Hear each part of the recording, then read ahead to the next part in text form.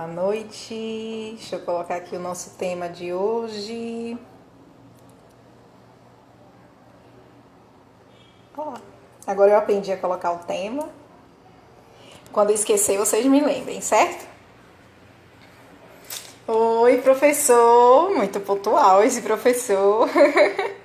Boa noite, gente. Lely. Olha, viu? Fique aí. Ele é da sua área. Olá. Olá, Mariana. Como vai você? Boa Boa noite. Tudo noite. bem? Tudo bem? Estamos aqui no horário que É. você determinou. Olha para a Esté aí também com a gente. É verdade, é verdade. Ela também está aqui, entendeu? E está tudo preparado, esperando por você. Que ótimo. Vou aproveitar para dizer a ela que o espaço está aberto, viu? Não a conheço ainda, mas que ela fique à vontade. Ah, tá bom. Eu, se fosse você, convidaria. Vou ter essa conversa com ela. Terei essa conversa.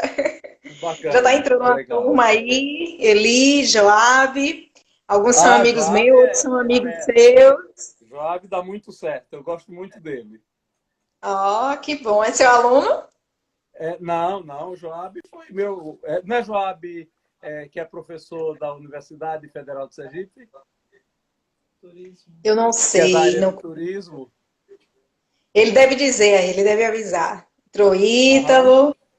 Mas Ah, vem muita que gente aqui bacana. lhe ver, porque muita gente entrou aí no meu perfil Joab é hoje. meu colega, professor na UF, só que ele é da É, ele área de botou aí, turismo. isso sim. Joab, é É, muito ele bom ver botou. você aqui. Estou feliz, hein? Gosto muito. Tá Joab vendo? é um grande quadro inteligente que pensa e planeja o turismo em Sergipe. Sério? Ah, então eu tenho muito que conversar com ele. Mas Eu vou pegar muito esse mesmo, contato, porque tenha muito! certeza que ele é fera, viu? Vixe, então eu tenho que sentar com ele urgente, meu Deus do céu. Vou pegar esse contato. Joab, eu posso falar com você depois? Flavinha, eu quero muito falar com ele. Eu vou anotar Flavinha depois esse Raquel contato. também é gente muito boa.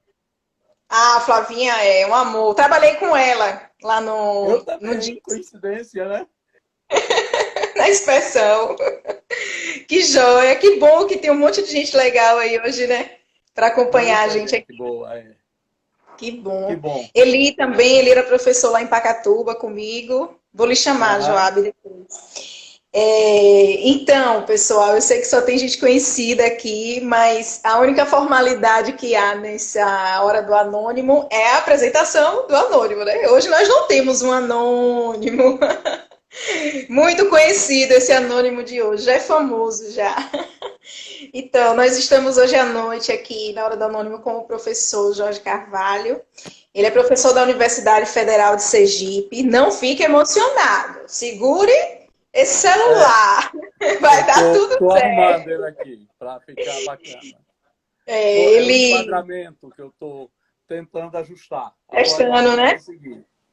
É. Tá um pouco longe. Se quiser ficar mais perto, Ah, é? Você então. prefere?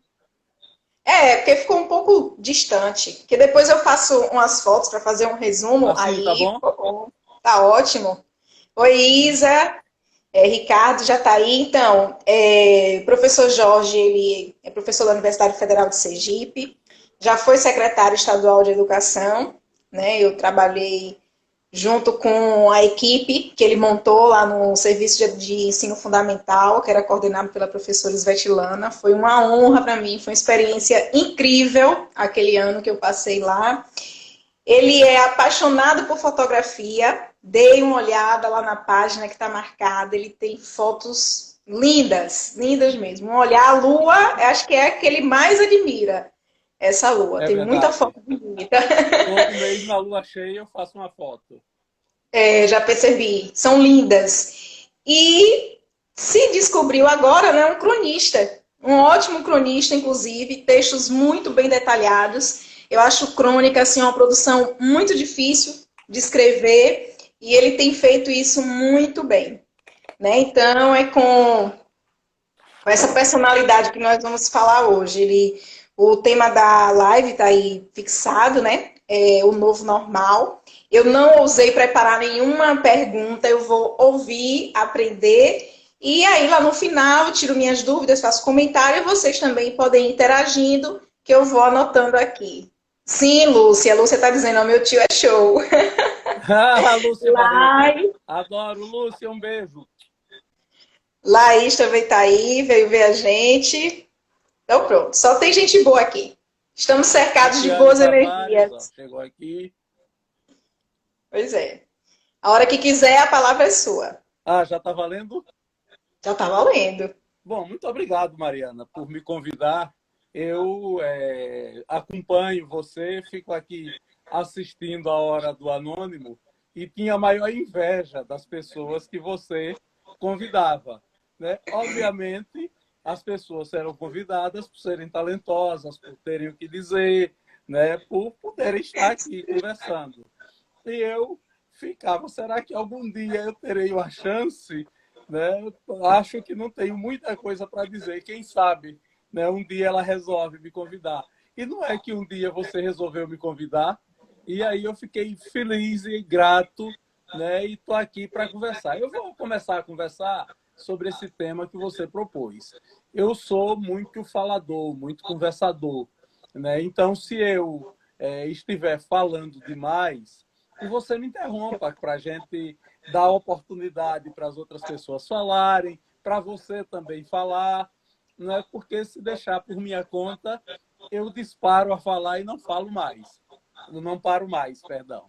Veja, a gente tem começado a ouvir com frequência, né, esse conceito. Boa noite, Jorge Paiva. Esse conceito, hora do novo normal, novo normal, novo normal. Né? E o que é isso? Né? O que quer dizer novo normal? Eu diria, olha, às vezes a gente se apega a um conceito que surge em algum momento, em alguma circunstância, e normalmente os períodos de crise são pródigos em produzirem conceitos. Né? E a gente se apega e acha que naquilo ali... Olá, Isabela, boa noite. E a gente acha que naquilo ali... Neide Mello, boa noite para você. E a gente acha que naquilo ali está, né, a solução que vai surgir como um passe de mágica, como uma coisa, né, de magia que vai resolver tudo. Eu diria o seguinte, eu não tenho expectativa em relação a esse conceito de novo normal. O novo normal e o velho normal, né, eu remeteria a Tommaso de Lampedusa, um filósofo italiano que tem uma frase, né, ele escreveu O Leopardo, é o autor de O Leopardo, e tem uma frase dele em O Leopardo que virou clássica. Boa noite, Yasmin. É preciso que tudo mude para que tudo permaneça como está. Né?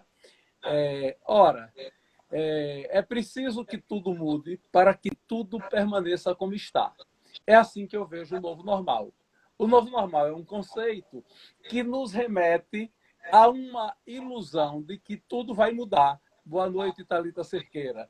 Para que tudo continue rigorosamente como está. Eu comungo com essa tese de Lampedusa. Né? Porque a gente pode pensar esse novo normal. Eu acho o seguinte, é possível que ao sair dessa pandemia, dessa crise do Covid-19, né, aprendendo a conviver com esse vírus que está aí, o coronavírus, algumas práticas culturais e sociais a gente possa mudar. É possível. Mas, na verdade, a estrutura social não vai mudar, as relações sociais, do ponto de vista do funcionamento das relações que a gente estabelece, vão continuar sem grandes modificações. É possível que você comece a utilizar um conjunto de ferramentas de trabalho remoto, coisas assim, né? Mas eu diria, não vai mudar muita coisa na vida esse conceito de novo normal. Algumas práticas culturais, nós brasileiros temos uma prática cultural né, que para nós é importantíssima. A gente adora ser afetuoso com os amigos e manifestar corporalmente, se expressando pelo corpo este afeto. Abraçando, né, cumprimentando, pegando, tocando no corpo, eu acho que num primeiro momento, pelo menos até a gente ter clareza de que há uma vacina, né, daqui a, quem sabe, a 2, 3, 4, 5 anos, a gente vai mudar esse protocolo, essa etiqueta do convívio em grupo, da frequência a bares e restaurantes, né, das visitas aos amigos nas suas casas. Essas coisas certamente passarão a ter algum tipo de protocolo. O uso do transporte coletivo, o uso de elevadores nos condomínios verticais, tudo isso pode sofrer mudanças, né? Eu tenho sido, claro, não podia ser diferente, até pela minha prática profissional, pela minha história profissional, eu tenho sido muito instado a falar sobre a escola. Como será a escola? E como está sendo a escola agora, né? Eu diria, olha, teremos algumas mudanças cosméticas, eu direi assim. É possível que se estabeleça um limite de estudantes por sala de aula. É possível que o ensino remoto, não estou falando de educação à distância, estou falando de ensino remoto, porque agora, como o ensino remoto tem sido utilizado com frequência, as pessoas começaram a usar o conceito de educação à distância para tratar de ensino remoto. Não é o fato de meus alunos estarem cada um na sua casa, eu estar na minha casa, e nós usarmos uma ferramenta qualquer da rede mundial de computadores para ministrar uma aula, que eu esteja fazendo educação à distância. Não, educação à distância é um conceito que remete a um conjunto de práticas, a um conjunto de requisitos que não consiste simplesmente em você dar aula remotamente. Então, é bom deixar isso assentado. Nesse momento, tem se falado muito no Brasil, olha, para o aluno não ficar prejudicado, inclusive tem saído normativas, o Conselho Nacional de Educação aprovou uma resolução, a Resolução 5/2020, boa noite, Deise Prado, um prazer ter você aqui, aprovou a Resolução 5/2020, né, que a Resolução 5/2020 estabelece uma série de regramentos. Eu acho uma boa resolução, né? Até porque ela prevê situações nas quais contempla a dificuldade que existe na sociedade brasileira de fazer uso das ferramentas existentes na rede mundial de computadores, né? Porque a gente sabe que nós vivemos num país que o acesso à internet não está democratizado. O acesso à internet ainda é muito elitizado, né? E essa resolução prevê isso. Infelizmente, já tem um mês que está no gabinete do ministro da Educação, esta resolução 5/2020 do Conselho Nacional da Educação, e até agora o senhor ministro não homologou para que ela possa entrar em vigor, né? É preciso que haja alternativas de que o aluno continue a trabalhar, afinal, a escola brasileira está desde o mês de fevereiro, no final de fevereiro, não, desde o início de março, sem ter atividade. Algumas instituições escolares estão tendo atividade e outras não. Em boa parte delas, eu diria a maioria, as pessoas estão absolutamente paradas. As escolas onde estudam os filhos da elite estão funcionando por ensino remoto. As escolas, a maior parte delas onde estudam os filhos do povo, estão paradas. Até porque, veja, nós somos um país no qual 92% das pessoas de alta renda têm acesso à internet de banda larga de alta velocidade, né? O que é uma internet de banda larga de alta velocidade? É alguém que pode ter 100 mega de internet instalado na sua residência. A gente sabe que a gente paga para ter 100 mega, eu pago para ter 100 mega na minha casa, né? Mas a gente sabe que não tem. né? A gente sabe que os provedores de internet brasileiro, como regra, entregam entre 30% e 60% daquilo que você contrata. Você paga para ter uma internet de 10 mega, na verdade você recebe 4 mega, 5, quando recebe 6, pode dar uma festa. Eu pago para ter 100 mega, eu meço a minha diariamente, tenho esse hábito. Eu vejo que está em 32, em 48, no dia que está acima de 50, eu fico com um sorriso de orelha a orelha, né? Mas isso é uma excelente velocidade para qualquer coisa. Acontece que quem tem esse tipo de acesso são os que têm maior renda, não é? Os de menor renda, a população de menor renda, só 59% tem acesso à rede de internet no Brasil. E, assim mesmo, de velocidade extremamente duvidosa, né? E só 47% dos domicílios brasileiros possuem acesso à rede, né? E, dentre os que possuem acesso à rede, nem todos podem ter smartphones de boa velocidade, como esse de Mariana, né, que ela usa para fazer essas lives maravilhosas, né? Como o de Flavinha, né? A maioria das pessoas possuem aparelhos de smartphone, possuem tablets, possuem notebooks, computadores de mesa que não possuem recursos suficientes para proporcionar um bom uso da internet. Então, como é que essas pessoas vão poder fazer atividades escolares através da rede? A maioria da sociedade brasileira está fora. A maioria dos estudantes brasileiros estão fora, né? Para você ter ideia, no espaço urbano, 98% das escolas públicas possuem acesso à internet. Mas a média é de 15 computadores por conexão, ou seja, 15 computadores por escola. Aí você pega uma escola que tem 400 alunos, você tem 15 computadores. Você pega uma escola que tem 600 alunos, tem 15 computadores. Uma escola de 200 alunos. Então, como é que a gente pode falar em democratização da internet? E agora que as pessoas estão em casa, não tem. Não tem mesmo. Não é? O fato real. 1 de cada 4 cidadãos brasileiros está fora da rede.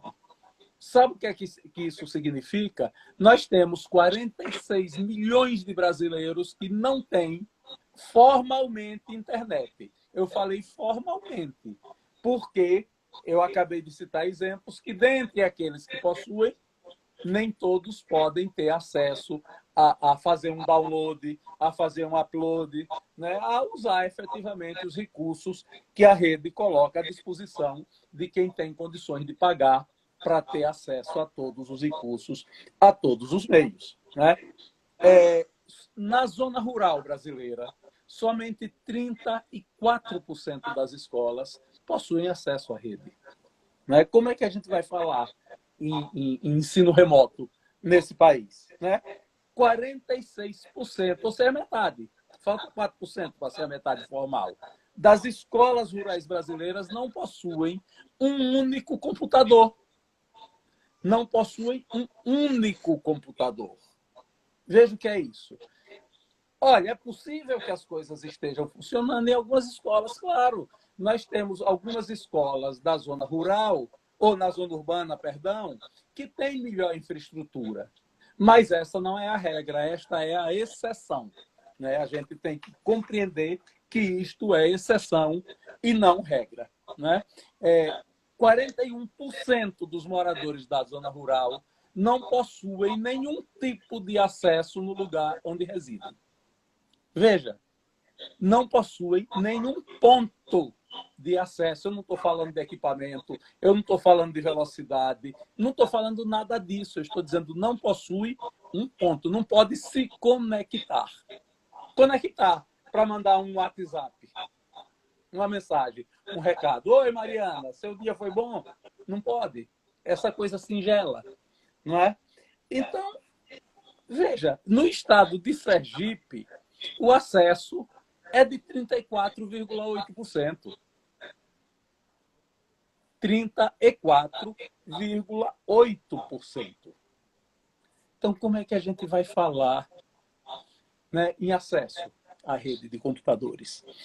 Então, veja, todavia, né, eu tenho dito isso sempre nesse debate, né, o novo normal é esse. O novo normal é o velho normal. É preciso que tudo mude para que tudo continue como está. Não é? Como é que a gente vai falar em ensino remoto? Né? E a gente está falando de tecnologias que não são novas. E aqui eu quero fazer um parênteses quando eu uso o conceito tecnologia. Quando eu falo agora tecnologia, as pessoas pensam imediatamente no smartphone, no notebook, na rede, numa internet banda larga de alta velocidade. Mas não, olha, tecnologia é tudo aquilo, é toda a ferramenta que o homem cria para fazer as suas tarefas, para intervir na vida, para executar as tarefas da vida de modo distinto daquele que é o modo natural. Isso é tecnologia. Quando os índios tupinambás aprenderam a plantar mandioca, a descascar mandioca, a colocar a mandioca num instrumento que eles construíram de palha, que extrai todo o líquido para extrair o veneno, a manipoeira. Quando os índios tupinambás aprenderam a ralar essa mandioca, né, e extrair esse veneno, esse caldo, e deixar aquela massa seca, e colocar a massa no forno para produzir esse alimento que apaixona os corações nordestinos, que é farinha, né? Farinha é um paraíso, é uma coisa fantástica. Né?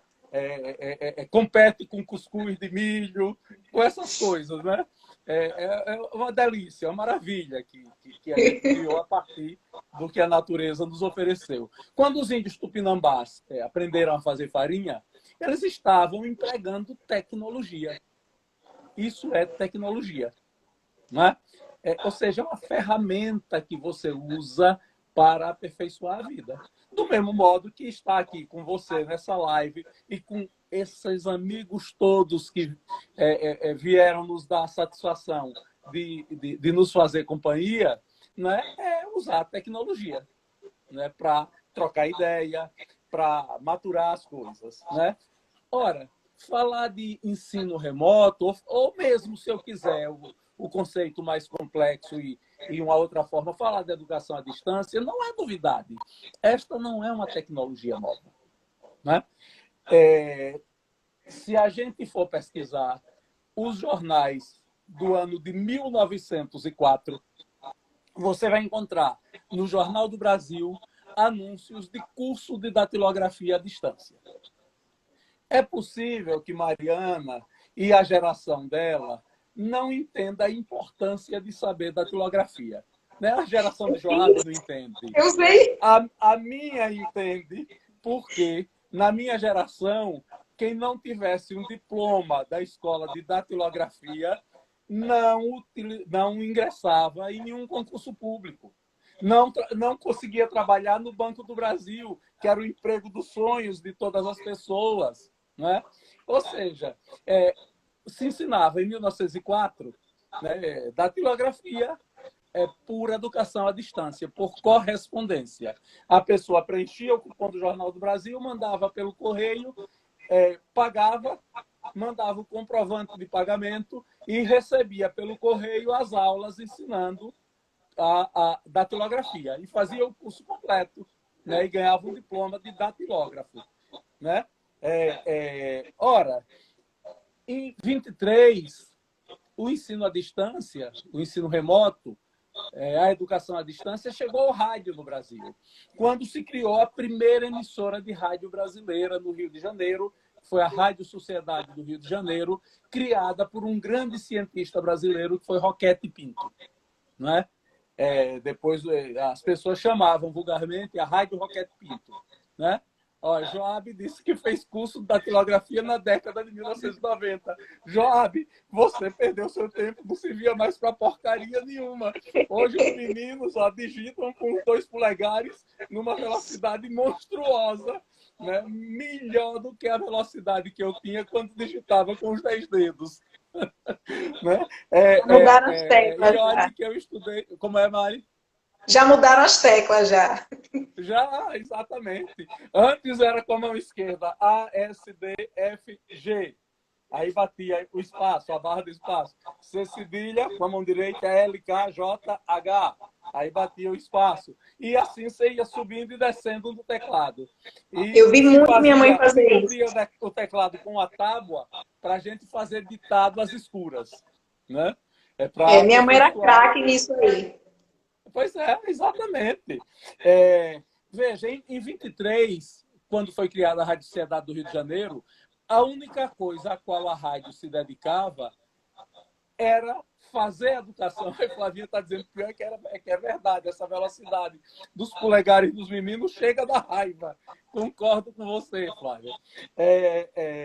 Em 1930, então, a Rádio Sociedade do Rio, a Rádio Roquete Pinto, ela se dedicava exclusivamente a transmitir programas educativos, a dar aulas, a dar palestras, a dar conferências sobre vários temas da educação. Essa rádio, em 1936, foi doada por Roquete Pinto ao Ministério da Educação e Cultura e se transformou na Rádio MEC. Né? E continuou dedicada a fazer educação à distância, a fazer ensino remoto. Em 1939, foi criada uma instituição que iria se transformar na instituição mais importante de educação à distância do Brasil, foi o Instituto Monitor, foi criado em São Paulo, e 2 anos depois, em 41, o Instituto Monitor virou Instituto Universal Brasileiro. Quem leu revista em quadrinho, quem teve o hábito de ler jornal, essas revistas noticiosas tipo Veja, Isto É e outras, tinha em todas essas publicações um anúncio de uma página e no rodapé um cupom para você se inscrever do Instituto Universal Brasileiro, oferecendo cursos à distância. Hoje o Instituto Universal Brasileiro oferece isso pela internet, mas continua funcionando e formando muita gente pelo país inteiro. Né? Nós tivemos a Universidade do Ar, né, pela Rádio Nacional do Rio de Janeiro, a partir de 1941. Tivemos o Sistema de Rádio Educativo Nacional, o CIREM, a partir de 57. As escolas radiofônicas do MEB, o Movimento de Educação de Base, liderado por um bispo sergipano no final dos anos 50, início dos anos 60, que foi Dom José Vicente Távora, que se juntou a Dom Helder Câmara, em Pernambuco, se juntou a Paulo Freire, né? E juntos construíram o Movimento de Educação de Base, o MEB, que distribuía rádios, aparelhos de rádio, receptores, com as comunidades pobres. O rádio, você não mudava a estação, em cada lugar ele era sintonizado em uma emissora. Aqui em Sergipe era na Rádio Cultura de Sergipe, que é uma emissora católica, pertence à Igreja Católica, e toda noite, no horário determinado, dava o curso, dava aulas para alfabetizar as pessoas. Né? Um grande programa de educação à distância, de ensino remoto. Nós tivemos a TV universitária em Pernambuco na década de 60, em 67. Né? O projeto Minerva, que foi um grande projeto da ditadura, também pelo rádio. Né? O telecurso da Fundação Roberto Marinho, que foi um sucesso na TV e que produzia aulas fantásticas. Tivemos uma grande iniciativa em 2005 no governo do presidente Lula, que foi a Universidade Aberta do Brasil, a UAB, que se instalou no país inteiro junto às universidades federais e é um projeto bem sucedido até os dias atuais. E agora nós estamos tendo outras experiências. O estado do Amazonas, em 2015, criou o Centro de Mídias da Educação. O estado do Amazonas é tudo longe, é tudo difícil. E o secretário da Educação da época, que era o doutor Antônio Rossielli, que hoje é secretário da Educação de São Paulo, que foi ministro da Educação de Michel Temer, criou o Centro de Mídias da Educação. Aliás, ele está agora aproveitando esse período de pandemia e fazendo uma experiência parecida no estado de São Paulo com o Centro de Mídias que ele criou no Amazonas e dando aula pela TV. Estou dando esses exemplos para dizer, olha, o ensino remoto não nasceu com a internet, o ensino à distância não nasceu com a internet. E podem muito bem existir e se nutrir sem ela. Claro, havendo possibilidade de usá-la, melhor. O problema é que a nossa rede escolar, nesse momento, está imobilizada sob o pretexto de que a internet não tem velocidade, não há possibilidade de usar. Na verdade, tudo isso que eu citei aqui são tecnologias de ensinar. A TV é, o rádio é, a internet é, distribuir material impresso é tecnologia de ensinar remotamente, né? Usar a TV para dar aula e várias outras tecnologias podem ser utilizadas. Por exemplo, eu conheço uma experiência que está sendo feita agora no Rio Grande do Sul, que eu achei engenhosa.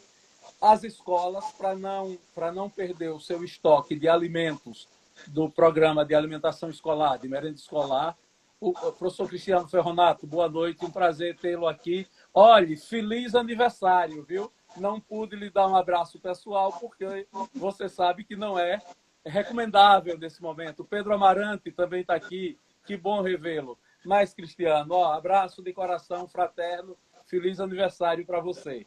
Viu? Então, eu estava dizendo...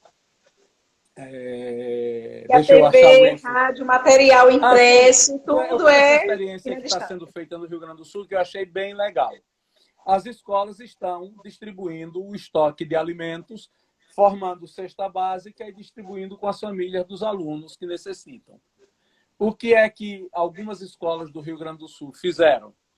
Pegam, no dia que as famílias vão à escola receber a cesta básica, dão cadernos pedagógicos com exercícios prescritos, com instruções de aula prescritas e é espaço para que o aluno responda esses exercícios.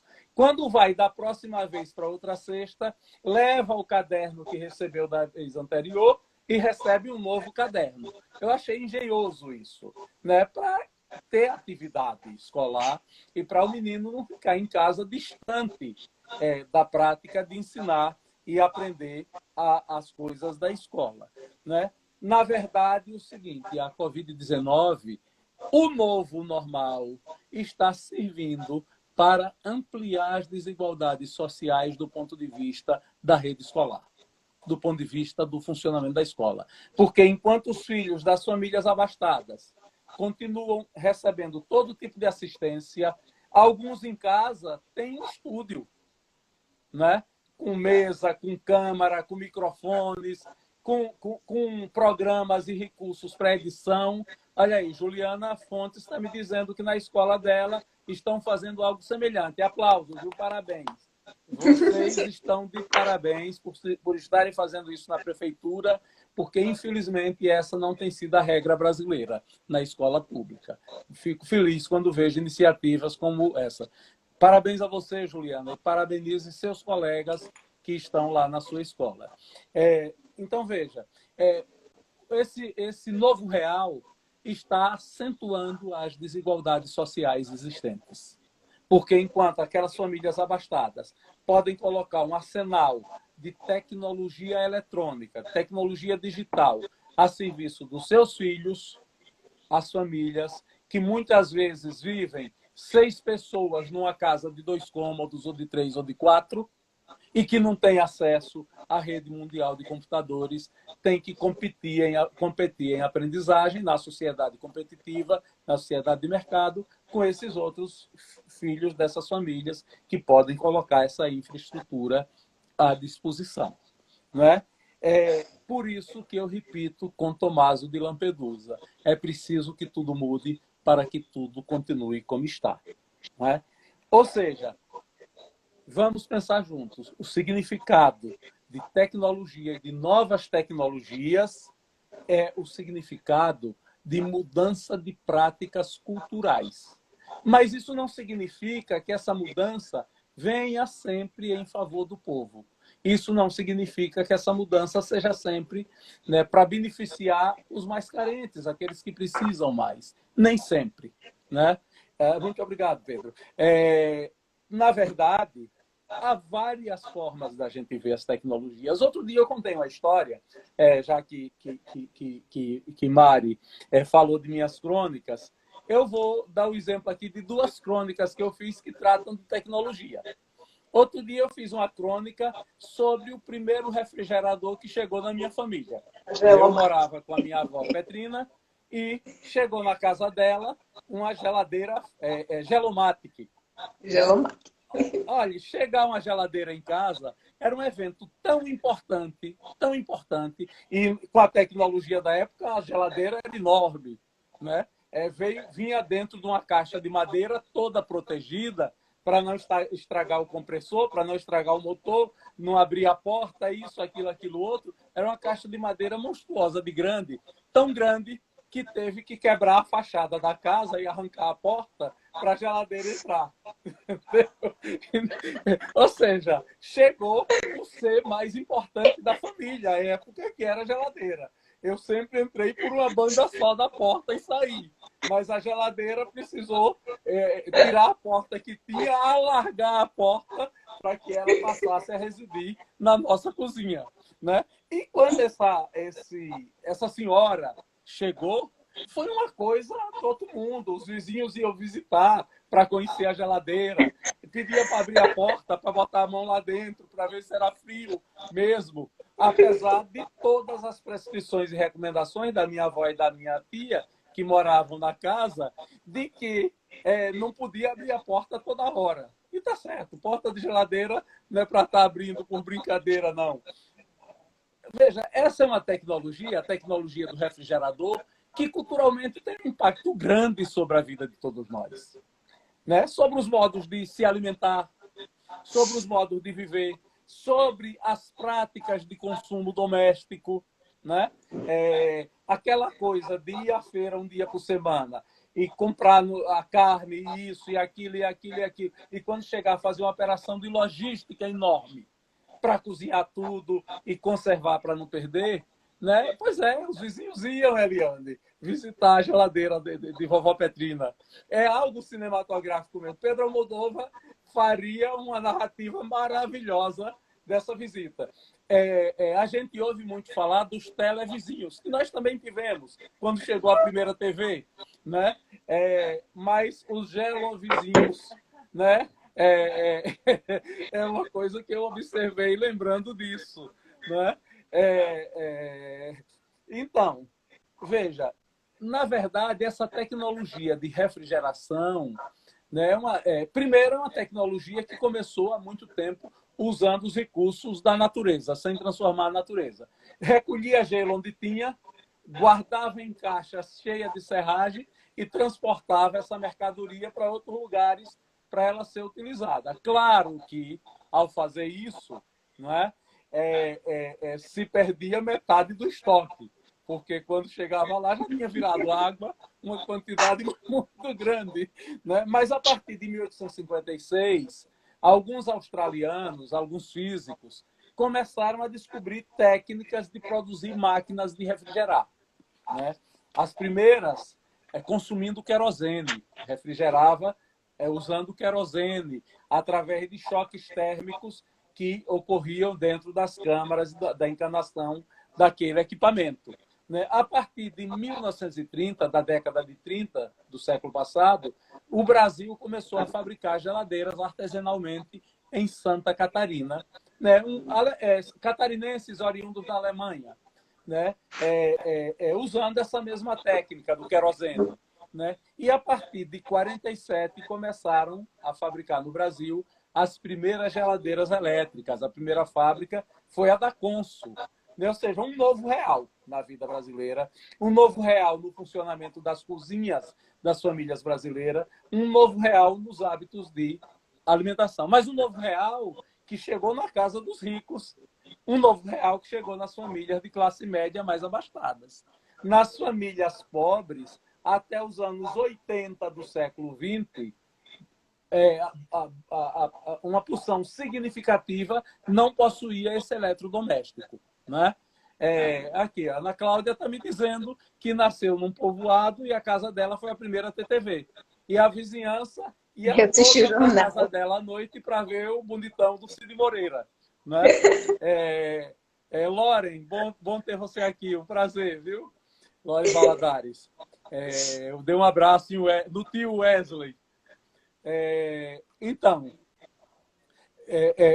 a partir de 1950, o Brasil começou a ter outras fábricas de geladeira, né? A Kelvinator, a GE, a Gelomatic, que foi a primeira que foi parar na minha casa, a Climax, Electrolux, Philco, essas marcas famosas todas, Springer, Frigidaire, Westinghouse, Admiral, todas essas marcas, até chegar naquela Brastemp, né? A Brastemp é um assombro, né? Quem não sonhou sempre em ter uma Brastemp, né? A primeira Brastemp, né? Quando você tem a primeira Brastemp, você diz, pronto, agora eu sou uma pessoa bem-sucedida na vida, economicamente. Mas esse aparelho chegou criando um novo real, mudando práticas culturais, né? Primeiro, o seguinte, você passou... eu lembro da minha casa... abração, Jorge. Eu lembro da minha casa, todo dia, ia um homem lá com a carroça entregar o leite de manhã cedo, de 5 para 6 da manhã, numa garrafinha, numa caixinha de arame, de ferro, né, cheia de garrafinha de leite, e deixava 2 garrafas de leite lá em casa, e que eram fervidos e consumidos durante o dia, e no máximo até o dia seguinte, né?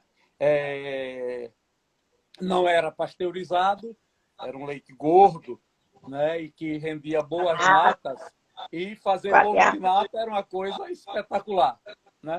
Quando a geladeira chegou, se começou a armazenar leite. Aí o homem ia 1 a 2 vezes por semana só. O leite chegava, era fervido e guardado na geladeira. E a quantidade de nata aumentou. E eu passei a comer mais bolo de nata, né? Guloso adorou, né? Era possível guardar peixe, porque peixe era uma coisa que tinha um dia que o homem que vendia peixe passava na porta, ou então que você ia no mercado comprar o peixe e tinha que comer no mesmo dia que comprava, né? Carne, toda essa logística de consumo de alimentos se modificou com esse eletrodoméstico, né? Mas e também se criou tabus, né? Era proibido consumir leite gelado, tinha que tirar da geladeira primeiro e só podia consumir depois que fervesse, né? Era proibido tomar café quente e abrir a porta da geladeira. As geladeiras até hoje elas têm o fundo quente, né? Aquilo para secar cueca, calcinha, roupa íntima, meia, é o paraíso. Mas minha avó proibia, minha tia Terezinha proibia, disse, não faça isso porque vai estragar a geladeira. Você não pode secar peça de roupa no fundo da geladeira. E sem falar que aquele objeto que virou tão importante, né, ele passou também a compor a decoração da casa. Então, eu lembro elas produzindo capas para a maçaneta da porta da geladeira, umas em formato de abacaxi, outras em formato de pinguim, né, outras em formato de banana, e o velho e tradicional pinguim de porcelana em cima da geladeira, a parte superior da geladeira. A maçaneta da porta da geladeira, pegar nela com a mão molhada, nem pensar, né? Podia tomar um choque elétrico, né? E a geladeira associada a uma outra novidade que chegou, que foi um liquidificador Arlo, né? Revolucionou os hábitos da família, porque se tinha uma coisa que era apreciada pela família era genipapada. Os que nasceram na era dos refrigeradores não fazem ideia do que é uma genipapada, né? Genipapada é pegar genipapo, você não tinha liquidificadores, mas pegava o genipapo, descascava, cortava como se corta bife bem fininho, punha numa tábua. Ana Luísa Valadares, boa noite, prazer ter você aqui. punha numa tábua e batia aquilo, cortava uns quadradinhos bem pequenininhos e mergulhava na água e deixava ali para ir tomando a água, ir tomando o sabor do jenipapo. Depois punha açúcar e comia, né? E bebia e comia aquela carninha do jenipapo. Ora, a jenipapada foi destronada pelo suco de jenipapo. Nunca mais jenipapada. Agora sim, suco de jenipapo, a gente O começou a consumir, liquidificador. porque o liquidificador ácido triturava o jenipapo, extraía o suco e, além disso, podia guardar na geladeira para ele ficar gelado. Antes botava o vaso com a jenipapada no sereno para esfriar, para no outro dia ele ficar frio, e deixava num cantinho lá na sombra o dia todo para ele não esquentar, né? Ou seja, isso são tecnologias, né? Estou falando de tecnologias. Promove realidades culturais diferentes, mas a vida prossegue o seu ritmo normal. É um novo onde o velho continua reinando e confirma a afirmação de Tomaso de Lampedusa. É preciso que tudo mude para que tudo continue como está. Né? A Ana Cláudia está dizendo que é igual a da avó dela. É rigorosamente por aí, Ana Cláudia. E outra tecnologia fantástica que a minha geração de adolescente viveu foi a tecnologia da calça jeans. Né? A calça jeans foi uma coisa, uma revolução. Uma revolução. A calça jeans destronou a roupa de nylon, a roupa de gabardine, a roupa de linho para os homens e mulheres que tinham posse, as cambraias para os homens e mulheres que tinham posses, e se adotou praticamente como uniforme de todos aquele tecido grosso que era usado por operários norte-americanos das fazendas de algodão, das oficinas fabris da periferia das cidades norte-americanas, porque a juventude dos Estados Unidos da América resolveu, em 1968, durante o Festival de Woodstock, se observou que a maior parte dos jovens roqueiros que estavam lá metidos com aquela transformação e aquele impacto cultural que o rock e a música do Woodstock causou e aquele encontro causou, a maioria vestida em calça jeans, em calças que eram usadas tradicionalmente por operários, né? Ou seja, desbancou os modos de se vestir e outra coisa, mostrou a força da indústria de confecções. Nada mais de cada um ao alfaiate, nada. As mulheres, eu lembro, minha mãe, minhas irmãs, minha avó, minha tia, tinham uma modista da família, era assim que se chamava, a modista. E elas iam lá tirar as medidas para fazer uma saia plissada, tirar as medidas para fazer um vestido. Aliás, as saias plissadas parece que voltaram à moda agora, não é? Sim, sim, sim. Para fazer vestidos, para fazer blusas, né? Fazer os terninhos, e uma coisa fantástica, né? Os terninhos com saia, é bom explicar, porque moça de família não usava calça comprida, não é? Ou seja, todas essas práticas mudaram, né? Os pobres que vestiam aquelas roupas de mescla também trocaram isso pela roupa industrial. Ela chegou para os ricos, né, depois de Woodstock, na forma dos jeans stonewashed, né, aqueles detonados, lavados a pedra, que vem parecendo que a roupa é estragada, e que depois a gente começou a rasgar, né, e chegamos a compra rasgada e tem os caríssimos e tem os rasgados, que a parte rasgada é maior do que a parte não rasgada, né? E as marcas, né, de jeans que se tornaram fortes e que eram objeto de consumo, do desejo do consumo de todos. E o Akan, prazer revê-lo, né, que foram as calças Lee e as calças leves, né? Ou seja, a indústria de confecções estava matando a roupa artesanal. E daí se passou para as camisas, né? Eu lembro meu avô dizendo, essas calças que veio dos Estados Unidos está tomando conta. Agora eu quero ver se a indústria algum dia vai fazer um paletó que qualquer homem possa vestir. Vai continuar precisando no alfaiate, me diz. E coitado do meu avô, leia do engano. Né? A Flavinha usou a saia plissada no Colégio de Salvador. Né? As escolas adoravam ter o uniforme com saia plissada.